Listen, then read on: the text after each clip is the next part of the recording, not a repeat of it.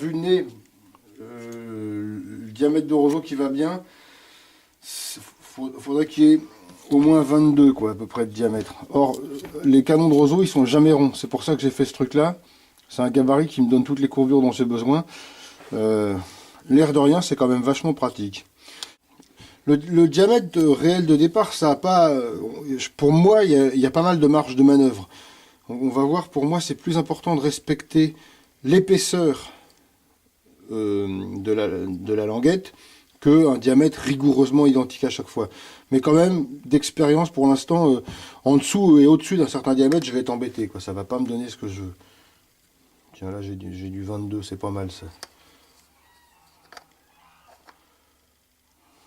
Là-dedans, on est pas mal. Alors, je cherche un coin qui va me donner une courbure à peu près régulière des deux côtés de ma languette.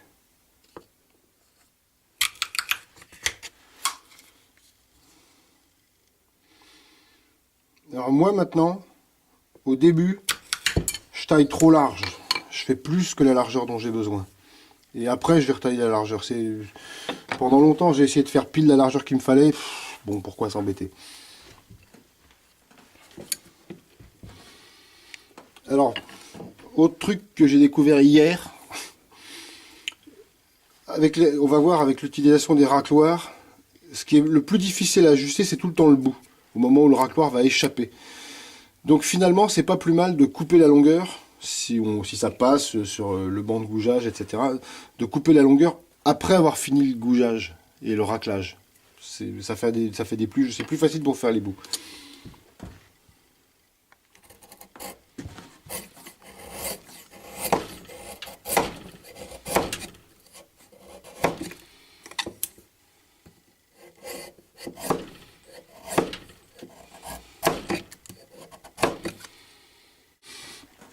Il y a un truc auquel il faut faire attention.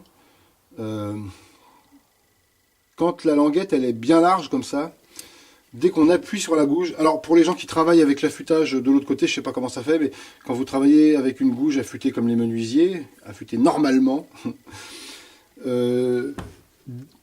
quand la languette est bien large comme ça et que vous enlevez des gros copeaux, vous risquez beaucoup d'en enlever beaucoup trop au milieu. Le roseau va s'ouvrir sous la gouge légèrement, la gouge va bien rentrer dedans au milieu.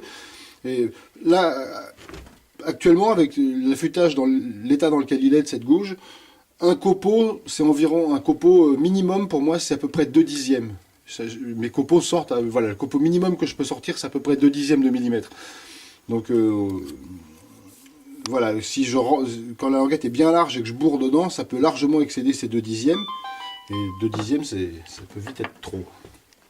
Donc là, j'ai dégrossi le gougeage et je vais tailler de large. Alors j'avais fabriqué ça il y a quelques temps. À l'époque, je faisais des anches standards d'environ 12 mm 6 de large et je me suis dit jusqu'à 14 mm, je pourrais faire face à toutes les éventualités. Mais depuis que j'ai découvert les anches de l'Aerosome, 14 c'est devenu ma cote standard. Donc pour pouvoir faire ce que je vais faire là, ça serait pratique d'avoir une règle comme ça, 5 dixièmes au-dessus, mais je ne l'ai pas. Ça me sert, c'est juste pour gagner du temps. On peut faire autrement, mais c'est juste pour éviter d'avoir à mesurer à chaque fois que je taille une languette en largeur. Voilà.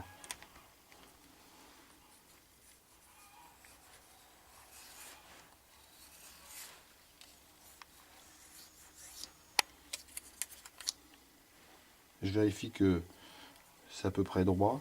Voilà.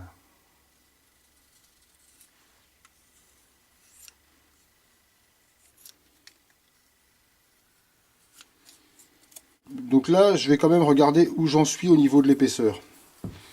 Voir si je continue à la gouge ou pas. C'est bon, j'ai de la marge. Moi je vais atteindre un 5 là, par là. Et donc là, je suis encore à un 7, vous voyez, ça dépend des endroits. Alors en général, je vérifie à peu près là où la zone qui va correspondre à l'arrivée de l'œil du staple, le milieu, puis la lange d'en face. Vous voyez, c'est relativement régulier là, on est pas mal. Là, j'ai du rab dans les bouts. J'ai du rab aussi.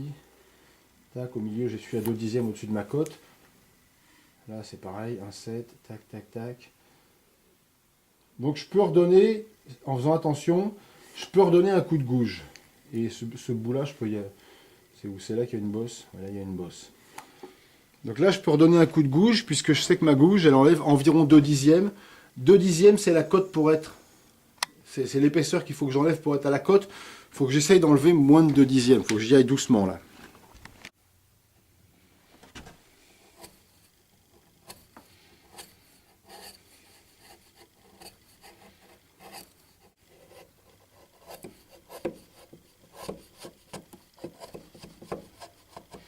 Là, j'y suis allé doucement. J'ai presque rien enlevé au milieu, hein, mais je veux pas en enlever trop. On va continuer au racloir et au papier de verre. Si, alors, quand même, j'ai un bord là qui est beaucoup plus épais que l'autre. Donc ça, je peux en enlever à la gouge, ça me fera gagner du temps. Et du coup, si ça peut en enlever un poil au milieu, c'est bien.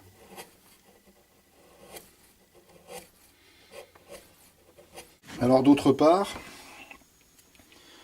encore une fois, au racloir, c'est tout le temps les bouts qui sont difficiles à travailler avec le racloir. C'est plus souple, ça s'ouvre facilement. Et comme en plus le bout va se situer dans la queue de l'anche, je vais amener l'épaisseur du bord à 0 à la gouge, sur les bouts. C'est juste pour me faciliter les choses quand je vais être au raclage.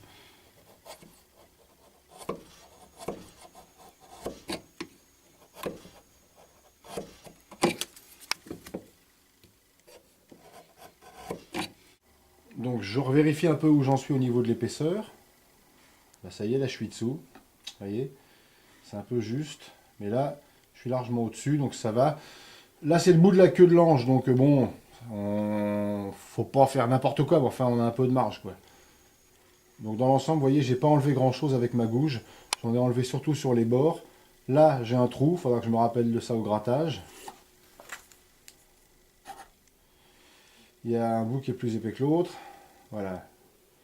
Ok, je vois à peu près. Faut juste que là, je vais enlever le bout à la gouge parce qu'au racloir, c'est pas pratique. Ça, c'est juste parce que ça n'a pas besoin d'être hyper précis puisque c'est le bout de... Voilà. Et c'est plus facile à la gouge qu'au racloir. Je suis sûrement trop fin, mais c'est pas grave.